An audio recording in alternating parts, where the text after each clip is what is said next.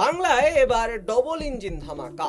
টাটাকে সরকারিভাবে একেবারে ফেরানোর আমন্ত্রণ থেকে শুরু করে আদানির 25,000 কোটি টাকার তাজপুর পোর্ট প্রজেক্ট। মে 2026-এ ক্ষমতা বদলের পর কর্পোরেট দুনিয়া তোলপাড়। তোলাবাজ ও সিন্ডিকেট রাজের বিরুদ্ধে জিরো টলারেন্স। 3 সপ্তাহে নবান্নে এলো 42,000 কোটির কেন্দ্রীয় প্যাকেজ। কিন্তু কোন 5টি মাস্টার স্ট্রোকে ইনভেস্টরদের ভরসা জিতলেন শুভেন্দু অধিকারী? আসুন খোলসা করা যাক। নমস্কার, আপনারা দেখছেন টাইমস নাও খবর। আমি সৌগত। মে 2026, আর এই মে 2026-এ ক্ষমতা পরিবর্তনের পর মাত্র কয়েকটা দিনই কেটেছে, আর এর মধ্যেই নবান্নে নতুন অধিপতি শুভেন্দু অধিকারী। তিনি স্পষ্ট করে দিয়েছেন যে তার সরকারের মূল ইউএসপি হতে চলেছে ইন্ডাস্ট্রিয়াল গ্রোথ বা শিল্প উন্নয়ন। বছরের পর বছর ধরে যে রাজ্যকে বিনিয়োগকারীদের কবরস্থান বলে কটাক্ষ করা হতো, আজ সেখানে গ্লোবাল সেমিকন্ডাক্টর থেকে শুরু করে দেশের প্রথম সারির শিল্পগোষ্ঠীগুলি লাইনে দাঁড়িয়েছে। কোন সেই 5টি দমদার সিদ্ধান্ত যা রাতারাতি বদলে দিল বাংলার ব্যবসার হাওয়া? চলুন একেবারে সহজ ভাষায় ইনসাইড স্টোরিটা বিশ্লেষণ করা যাক। প্রথম নীতি হচ্ছে সেমিকন্ডাক্টর ও আধুনিক ডেটা নীতি। প্রথম মাস্টার স্ট্রোকে এসেছে আইটি ও হাইটেক সেক্টরে।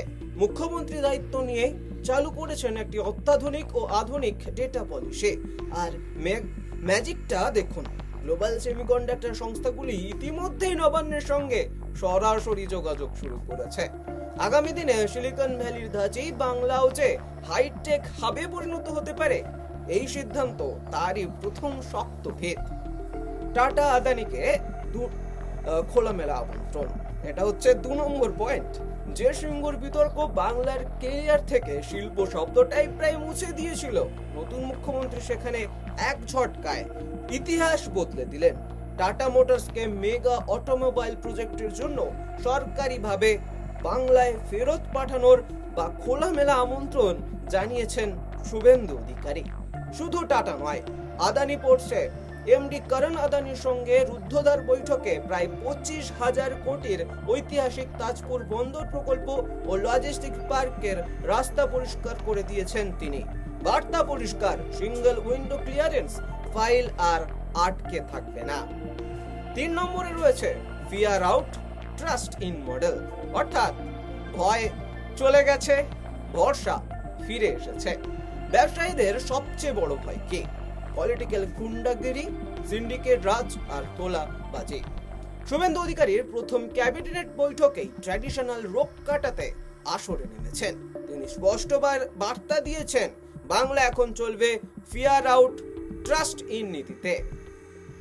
শিল্পপতি সুরক্ষায় কোনো আপোষ হবে না। আর এই একটা আশ্বাসই ইনভেস্টরদের মনের বড় উদ্বেগ দূর করেছে। 4 নম্বরে রয়েছে জমি ও পরিকাঠামো সংস্কার।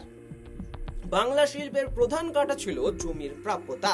পুরনো সব আমলাতান্ত্রিক জটিলতা এবং লজিস্টিক্সের নিয়ম ভাঙতে অর্থনৈতিক বিশেষজ্ঞদের নিয়ে তৈরি হচ্ছে নতুন industrial road map.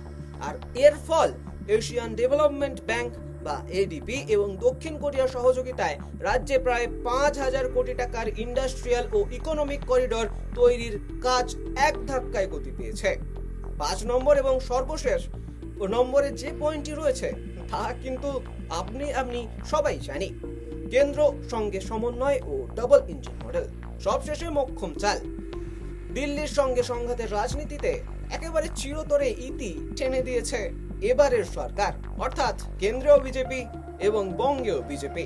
Ayushman Bharat থেকে ডিজিটাল সেন্সাস, সমস্ত প্রকল্পে সবুজ সংকেত দিতেই মাত্র 3 সপ্তাহে বাংলায় এসেছে 42,000 কোটিরও বেশি কেন্দ্রীয় সাহায্য।